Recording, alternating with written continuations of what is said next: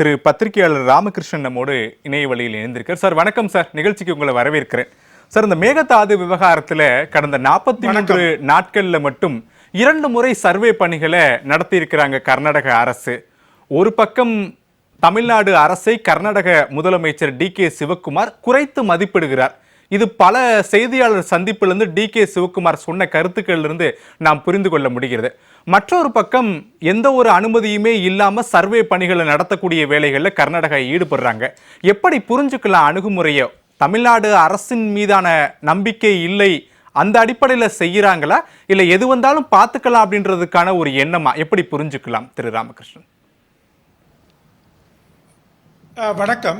அதாவது அவர் நீங்க சொல்றது பாத்தீங்கன்னா, அவர் சிவகுமார் அந்த தமிழ்நாடுடைய ரிவ்யூ பெட்டிஷன் மறு ஆய்வு மனு இதுவான பிறகுதான், டிஸ்மிஸ் ஆன பிறகுதான் இப்போ இதெல்லாம் நடக்குது. அதனால இப்போ ஒண்ணு நம்ம அடிப்படையில் என்ன புரிஞ்சுக்கணும்னா, என்னமோ அவங்க அரசியல் பண்றாங்கன்னு இல்ல. இப்ப சுப்ரீம் கோர்ட்ல அவங்களுக்கு ஒரு ஃபேவரபிள் ஆர்டர் கிடைச்சிருச்சு. ஓகே, சோ அத அவங்க அடுத்த ஸ்டேஜுக்கு எடுத்துட்டு போறாங்க. அது முதல்ல நம்ம புரிஞ்சுக்கணும். அவங்க அரசியல் பண்றாங்க, நம்ம அரசியலே பண்ணாத மாதிரி ஆகவும் அவங்க தான் அரசியல் பண்றாங்கன்ற மாதிரி பேசுறது, அதுவே இது ஓகே தவறான கண்ணோட்டம். இது ஒண்ணு அடிப்படையில. இரண்டாவது, அவர் தமிழ்நாட்டை அதாவது தமிழ்நாட்டில் யார் முதலமைச்சராக இருக்கிறார் இல்ல அப்படிங்கறதெல்லாம் அவங்க ஓகே, அதுக்கு ஒரு முக்கியத்துவம் கொடுப்பாங்க. பட் அதை வைத்துக் கொண்டு அவங்களுடைய நிலைப்பாடை அவர்கள் முடிவு செய்வதில்லை. ஓகே, அதனால அவர் என்ன சொல்றாருன்னா, உங்களுக்கு உங்களுடைய ஷேர் ஓகே, காவேரி நடுவர் மன்றம் கொடுத்த பங்க நான் கொடுத்துடுறேன். ஓகே, அதுல எந்த விதமான தடங்களும் இருக்காது அப்படின்னு அவங்க சொல்றாரு. ஓகே, நாங்க குடிநீருக்காக வைத்துக் கொள்கின்றோம்.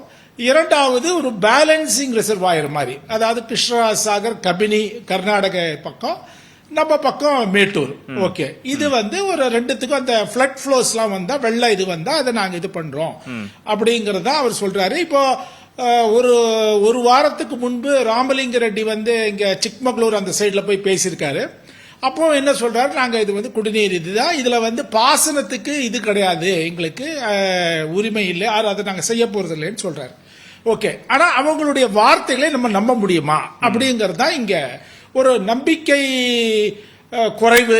ஓகே, அந்த ஒரு ட்ரஸ்ட் டெபிசிட் இருக்கு இல்லையா, அதுலதான் இப்ப நம்ம இந்த காவேரி பிரச்சனையில நம்ம பார்த்த அனுபவங்கள், நமக்கு கிடைத்த கசப்பான அனுபவங்கள் அவர்களுடைய வார்த்தைகள் இனிமையாக இருந்தாலும், மேம்போக்காக பார்ப்பதற்கு ஒரு நியாயமானதாக இருந்தாலும், அதை நாம் முழுமையாக நம்ப முடியுமாங்கிறதுல தான் இந்த கேள்வி இருக்கிறது. சோ அதை நம்ம மனசுல வைத்துக் கொண்டுதான் இதை நம்ம அணுக வேண்டியிருக்கு. அதனால அவர் குறைத்து மதிப்பிடுறான்னு நான் நினைக்கல. மூன்றாவது, நீங்க அந்த கேட்டீங்களா, 2 தடவை சர்வே பண்ணிட்டாங்க போயிட்டாங்க. அவங்க 2022 நாங்க சென்றிருந்தேன், அப்பொழுதே அவங்க மார்க்கிங்ஸ் எல்லாம் போட்டிருந்தாங்க. ஓகே, இப்பொழுது அவங்களுக்கு நவம்பர் 2025, அப்புறம் ஏப்ரல் 2026, அந்த ஆர்டர் மே 25, கிட்டத்தட்ட ஒரு மாசத்துக்கு அப்புறம் தான் ஆர்டர் வெளியில வருது. அதனால அது சேம்பருக்குள்ளேயே பண்ணிட்டாங்க. பட் எனிவே ஓகே, அது பரவாயில்ல. சோ நம்மளுக்கு இந்த மே 2000 ஒரு 6 மாதங்கள் கழிச்சு சுப்ரீம் கோர்ட்ல 2 தீர்ப்புகள் கொடுத்துட்டாங்க. அவங்களுக்கு அது சாதகமாக இருக்கு. சோ அவங்க அதை பயன்படுத்திக்கிறாங்க. இப்ப நீங்க முதலமைச்சர் பிரதமரை போய் பார்த்து எனக்கு ஃபண்ட்ஸ் கொடுங்க, அது பண்ணுங்க, அதுன்னு அவர் ஒரு அது எப்பொழுதுமே கேட்கிற ஒரு இது. அதனால அதுக்கு நான் ஒரு சம்பிரதாயமான ஒரு கோரிக்கை. இல்ல திரு ராமகிருஷ்ணன், நான் அதை எந்த இடத்துல பொருத்தி பார்க்கிறேன், ஒரு கேள்வியும் அதே இடத்துல உங்களுக்கு எழுப்புறேன்னா, திரு டி.கே. சிவக்குமார் ஒரு பக்கம் போய் பிரதமரை சந்தித்து இந்த திட்டத்துக்கு அனுமதி கொடுங்கன்னு கேட்கிறார். மற்றொரு பக்கம் தமிழ்நாடு அரசால எல்லாம் அந்த திட்டத்தை எதிர்க்க முடியாதுன்னு வெளிப்படையா செய்தியாளர்கள் சந்திப்புல பேசுறாரு. அப்போ தமிழ்நாடு அரசு அவர் குறைத்து மதிப்பிடுகிறாரோ, அந்த மதிப்பீட்டிற்கு பிறகுதான் இந்த திட்டத்தை நம்ம எப்படியும் செயல்படுத்தி விடலாம் என்ற ஒரு தோணியோடு கேட்கிறேன். இல்ல, அப்படி இல்ல. அவரு அதாவது நான் முதலே சொன்ன மாதிரி உச்ச நீதிமன்றத்தில் அவங்களுக்கு 2 சாதகமான ஆணைகள் கிடைத்து விட்டன. ஓகே, ஒரு தீர்ப்பு, இன்னொரு ஆணைன்னு வச்சுப்போமே. ஓகே, அதை வைத்துக் கொண்டுதான் அவர் சொல்றாரு, நீங்க எதிர்க்க முடியாதுன்னு சொல்றாரு. அதனால இங்க அவர் விஜய் இருந்தாலும் சரி, வேறு யார் இருந்தாலும் சரி இவங்க எதிர்க்க முடியாது. சரி, ஓகே. ஏன்னா இப்ப சுப்ரீம் கோர்ட்டுக்கு போனோம், டீடைல்டு ப்ராஜெக்ட் ரிப்போர்ட்டே அவங்க ப்ரிப்பேர் பண்ணக்கூடாதுன்னு சொன்னோம். அதெல்லாம் நம்ம சொல்ல முடியுமா தெரியல. ஒரு மாநில சுயாட்சி என்பது ஒரு மாநிலத்துக்கு மட்டும் கிடையாது, எல்லா மாநிலத்துக்கும் தான். சோ அதனால அவங்க இன்னொன்னு அவங்க என்ன சொல்லிட்டாங்க, இது வந்து நீங்க முன்னாலேயே வந்துட்டீங்க, அதை பத்தி கவலைப்படாதீங்க அப்படின்ற மாதிரி ஒரு அஷூரன்ஸ் கொடுக்குறாங்க. இப்பொழுது ஒரு சின்ன எடுத்துக்காட்டு நான் என்ன சொல்றேன், ஏன்னா அவர் திருப்பி இல்ல நீங்க எல்லாரும் திருப்பி ஒரு பாயிண்ட் அவர் ஸ்ட்ரெஸ் பண்றாரு. என்ன சொல்றாருன்னா, உங்களுக்கு அந்த நடுவர் மன்றம் கொடுத்த பங்கை நான் கொடுத்து விடுவேன். ஓகே, எனக்கு 4.75 டிஎம்சி இருக்கு பெங்களூருக்காக, அதுக்காக நான் அதை பயன்படுத்திக்கிறேன்னு சொல்றாரு. இப்பொழுது அப்பர் பத்ரா ப்ராஜெக்ட் கிருஷ்ணா ரிவர் இதுல இருக்கு, அந்த ப்ராஜெக்டை இப்ப அமுல்படுத்திக் கொண்டிருக்கிறார்கள். அதற்கு எதிராக ஆந்திரா நம்மள மாதிரி கிருஷ்ணா படுகையில அவங்க கீழே இருக்கிறாங்க. சரி, அவங்க சுப்ரீம் கோர்ட்டுக்கு போனாங்க. சுப்ரீம் கோர்ட்ல மத்திய அரசாங்கம் என்ன சொன்னது என்றால், அவர்களுக்கு என்ன தண்ணீர் கொடுத்திருக்கிறார்களோ அந்த பங்கை அவங்க பயன்படுத்திக்கிறாங்க. அதை எப்படி நீங்க கேட்க முடியும்னு யாரு மைய அரசு 2023 ஓகே 3 வருடங்களுக்கு முன்பு இந்த நிலைப்பாடு எடுத்தாங்க. சோ அதனால இப்ப இதே நிலைப்பாடு மைய அரசு, அது யாராக இருந்தாலும் சரி, மோடியா இருக்கட்டும், நாளைக்கு வேற யாராவது ஒரு கூட்டணி வரட்டும், ஏதோ தமிழ்நாட்டுக்கும் வரலாம் அப்படின்றீங்க நிலைப்பாடு எடுக்கலாம். அதனால நம்ம அதுக்கு ஏத்த மாதிரி நம்ம ப்ரிப்பேர் பண்ணிக்கணும், ஏற்பாடு செய்யணும். இப்பொழுது இருக்கிற அணுகுமுறை வந்து என்னை பொறுத்தவரையில் நமக்கு வெற்றியை தராது, நமக்கு நம்மளுடைய நலன்களை பாதுகாக்காது. சரி திரு ராமகிருஷ்ணன், நிறைவா இது என்னதான் தீர்வுல போய் முடியும் இந்த விவகாரம் சுருக்கமா? அதாவது பாண்டியன் ரொம்ப கொதித்தெழுந்து பேசினார், அவரை விட கொதித்தெழுந்து நான் தான் பேசணும். ஏன்னா எனக்கு கொடுத்த நிமிஷம் வந்து மிஞ்சி போனா ஒரு 5 நிமிஷம் கூட கிடையாது. நம்பர் 1. நம்பர் 2, இப்ப வந்து தீர்மானம் ஒண்ணு போட்டாங்க. ஓகே, ஒண்ணு நீங்க வந்து இப்ப லெட்டர் ஒண்ணு எழுதிருக்கீங்க, ட்ரைபியூனல் வேணும்னு மேகதாத்துக்கு.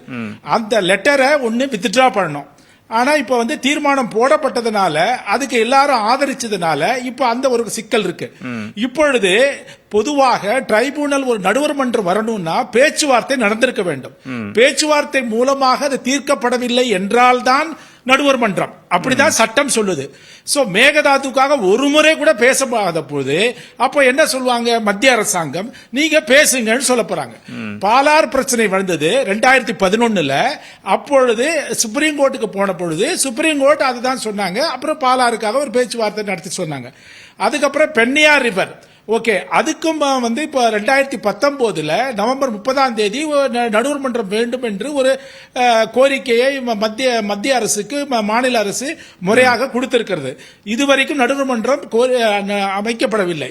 நீங்க சட்டத்தில் சொல்றது என்ன சொல்றாங்கன்னா, அதாவது நெகோசியேஷன்ஸ் நடக்கணும், போகணும், நெகோசியேஷன் நடந்து அது ஒரு தீர்வுக்கு வரவில்லை என்றால் நடுவர் மன்றம். இப்பொழுது மறுபடியும் சுப்ரீம் கோர்ட்டுக்கு போய் சுப்ரீம் கோர்ட் பிப்ரவரி மாசம் ஒன்று சொல்லியிருக்காங்க, நடுவர் மன்றம் அமைங்கன்னு. சோ இன்னும் அமைக்குதா? சோ இப்போ என்னன்னா 7 வருஷம் ஆயிடுச்சு. இப்பொழுது நீங்கள் வந்து இப்போ இந்த லெட்டர் போட்டிருக்கீங்க இல்லையா, அந்த மார்ச் 4 திமுக அரசு அமைச்சது, அந்த லெட்டருக்கும் இதே கதிதான் ஆக போகுது. சரி, நான் என்ன சொல்றேன்னா, ஒண்ணு இவர் சொல்ற மாதிரி ராசிமணலோ ஏதோ ஒரு இடம், நம்ம இப்போ அவங்களோட பேச்சுவார்த்தை என்பது நீங்க நடத்திதான் ஆக வேண்டும். ஏனென்றால் மத்திய அரசு அதுதான் சொல்லும். ஓகே, நீங்க பேச்சுவார்த்தை மூலமாக தீர்க்கப்பட வேண்டிய நடுவர் மன்றம். ஆனா இப்ப நம்ம என்ன பண்ணிட்டோம், நேரடியா நடுவர் மன்றம் வேணும்னு சொல்லிட்டோம். ஓகே, அதனால அதை வந்து மத்திய அரசு, எந்த மத்திய அரசும் ஏற்றுக்கொள்ள போவதில்லை. சரி, நீங்க அதனால பேச்சுவார்த்தை நான் என்ன சொல்றேன், ஸ்ட்ரைட் ஃபார்வர்டா இப்ப அவர் விஜய்க்கு ஒரு இது இருக்கிறது, ஒரு நல்ல எண்ணம் அங்கேயும் இருக்கிறது. அவர் புதுசா இருக்காரு, அவருக்கு ஒன்னும் இன்னும் நிறைய இஷ்யூஸ் வரல. ஓகே, அதனால இப்ப பேச்சுவார்த்தை நடத்தி நீங்க மேகதாது அந்த பிரச்சனைக்காக மட்டும் நீங்க ஒரு பேச்சுவார்த்தை நடத்தி, அது வந்து நீங்க மேகதாதுல வைக்கிறீங்களா ராசி மண்டலம் வைக்கிறீங்களா, அது பேசி தீர்த்துக்குவாங்க. ஆனா ராசி மண்டலம் இருந்தால் நம்மளுடைய அச்சம் வந்து இருக்காது. ஏனென்றால் மேகதாதுல இருக்கிறதுனாலதான் நம்மளுக்கு அச்சம் வருகிறது. அவங்க எல்லாத்தையும் தண்ணி பிடிச்சு வச்சிருவாங்க. பேச்சுவார்த்தையின் மூலமா இந்த விவகாரத்தை தீர்வுக்கு கொண்டு வரணும் பண்ணி அவங்களுக்கு குடிநீர் பிரச்சனை. ஒரு நிமிஷம் இருங்க, குறுக்க பேசாதீங்க. குடிநீர் பிரச்சனைக்கு நாங்க தீர்க்கிறோம். ஓகே, அதனால இப்ப நீங்க தான் ரொம்ப சரி, அவன் வந்து அயோக்கியன்னு அந்த மாதிரியான அணுகுமுறை எடுத்தீங்கன்னா பிரச்சனையை தீர்க்கவே முடியாது.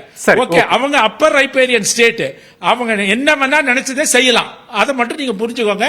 அவங்க டேம் கட்டின பொழுது எந்த மாநில அரசும் எந்த மைய அரசும் ஒண்ணுமே செய்யல. அதனால நம்ம இனிமேலும் அதே தவறுகளை செய்யாதபடி கொஞ்சம் சுமூகமா பேச்சுவார்த்தை மூலமா தான் நீங்க இது ஒரு தீர்வு கொண்டு வர முடியும். சரி, ஓகே. கோர்ட் கேஸ் போனீங்கன்னா போயிட்டே இருங்க. 25 வருஷம் நல்லா பண்ணுங்க, லாயருக்கு நல்ல ஃபீஸ் கட்டுங்க. சரி, ஓகே.